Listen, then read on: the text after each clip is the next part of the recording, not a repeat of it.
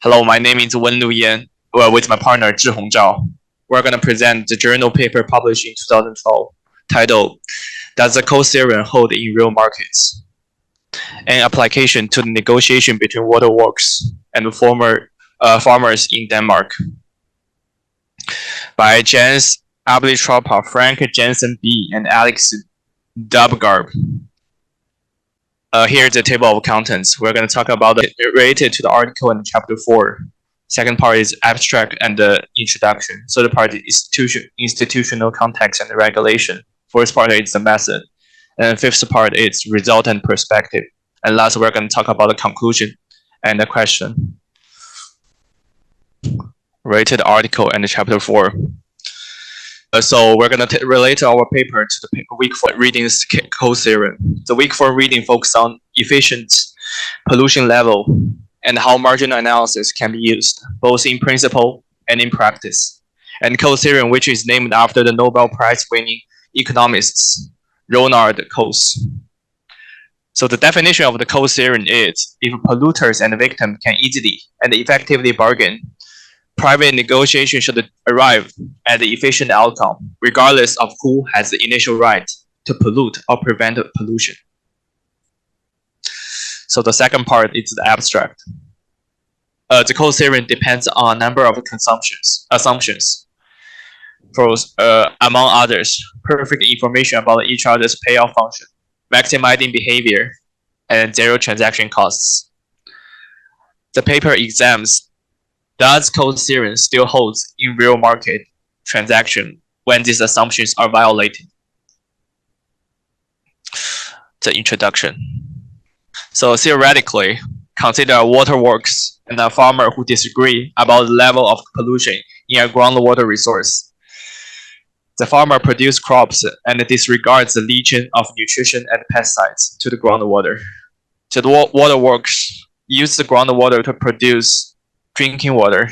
The farmer's emission reduce the benefits of the waterworks water production. So there's going to be two cases. So the first case is waterworks has the right to clean water.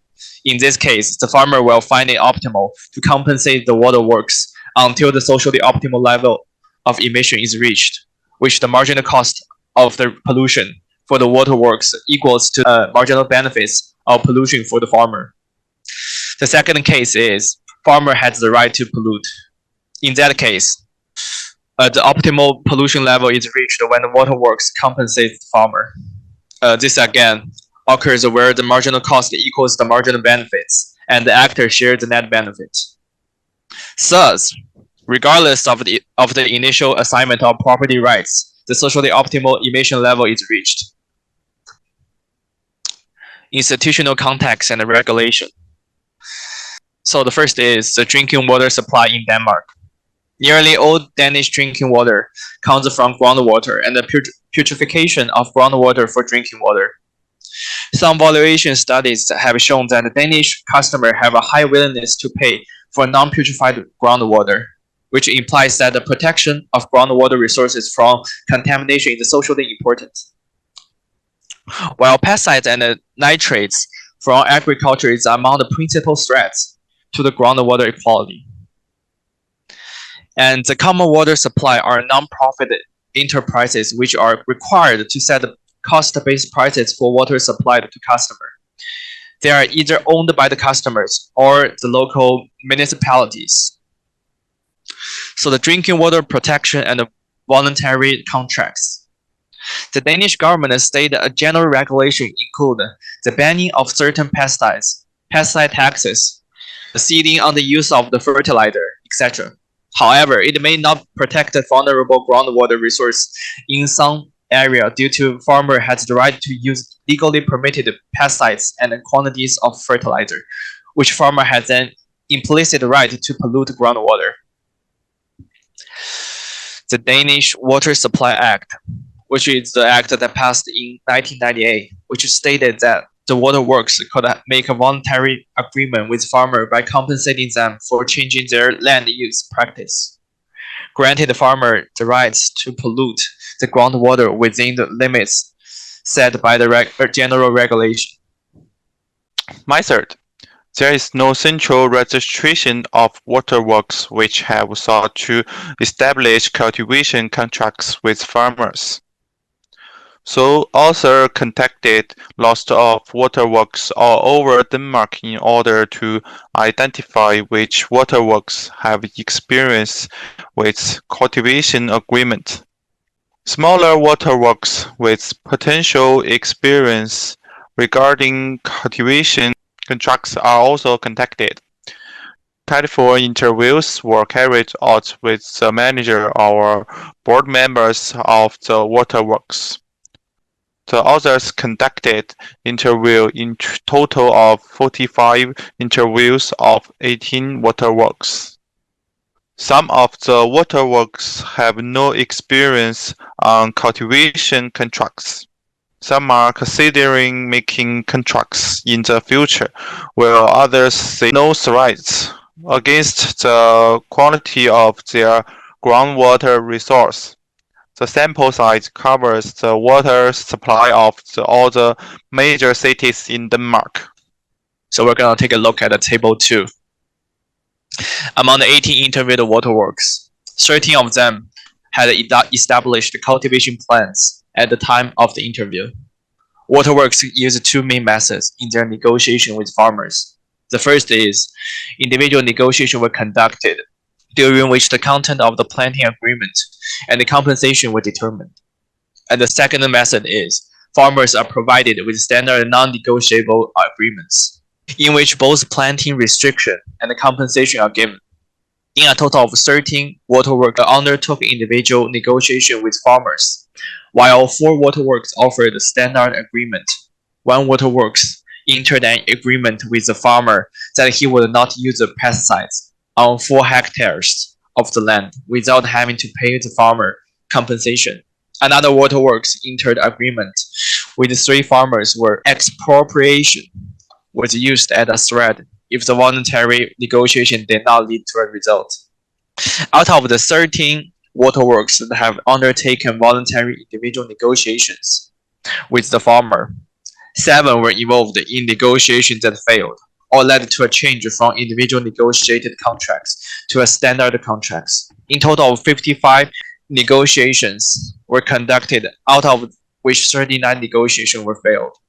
Table 3 shows the cultivation plan most often agreed upon. They include registration on the use of pesticide, reduced use of nitrogen fertilizers, and deforestation. We are going to take a look at the table 4 of the results. So the table 4 gives an overview of the reasons for failed negotiation given by the waterworks. As we can see, the most number of waterworks failed negotiation were caused by the imperfect knowledge of each other's well-defined profit or utility functions, which the waterworks' most common explanation for the failure of the negotiation was disagreement about the size of the compensation. 2 waterworks explained that they could not defend paying a farmer high over compensations to their customers. The underlying reason were expressed as a dissatisfaction of violation of the polluter's pay principle. The third is the majority of the fails to reach agreement can attribute to asymmetric information. Despite the farmers' organization and the waterworks organization agreed upon a model for calculating compensations, but assessing fully objective compliance usually run into obstacles or make it possible for farmers to take advantage of their information on real costs and demand higher compensation than the real loss of income. Table 5 summarizes the waterworks description of the length of the negotiation process. The characteristics of negotiation were pretty equally distributed. Transaction costs for waterworks include time costs associated with negotiation and with working out an agreement. Long negotiation results high costs. Some waterworks chose to use standard agreement because of lower transaction costs compared to individually negotiated agreement. Two waterworks indicted that farmers took advantage of the lack of competitive markets of legal rights by adopting strategic behavior. Every time the contract is ready to be signed, the farmers just return with higher demand of compensation.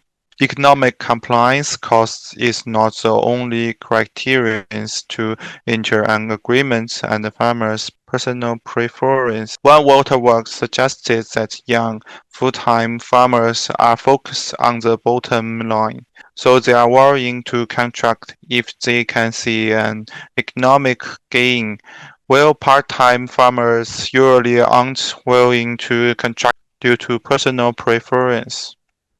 Perspectives. Based on our results, a pure cohesion approach whereby waterworks negotiates with each individual farmers to obtain efficient protection of local drinking water resources is not recommended. A potential future pathway in cases where it is not necessary for all farmers to participate in a contract might be adopt standard schemes, as they may be more efficient than individually negotiated contracts. Third is, one way to reduce the transaction cost is to reduce the frequency of negotiations. Therefore, contracts which involve permanent changes, for example, afforestation projects, would be relatively more efficient in cases of individually negotiated contracts. We're going to talk about the conclusions. This study has investigated attempts to establish voluntary cultivation contracts between Danish waterworks and the Danish farmer. We show that the Coase Theorem is sensitive to imperfect information, non-competitive markets for legal rights, non-maximizing behaviors, and the transaction costs. Asymmetric information and strategic behavior are particularly important factors in this context. Farmers will try to exploit their information advantage to obtain overcompensation, which in turn may lead to the termination of negotiation by the waterworks. Therefore, we can conclude that the experimental studies showing that the Coase Theorem is insensitive to its consumption and do not have the characteristics of external validity. The study also indicates that a future direction for the local regulation of groundwater resources could be standard schemes in situations where less than full coverage is accepted. At last, we're going to talk about the questions. The question one is, what's the takeaway from Coase Theorem to help real-life bargaining and negotiation?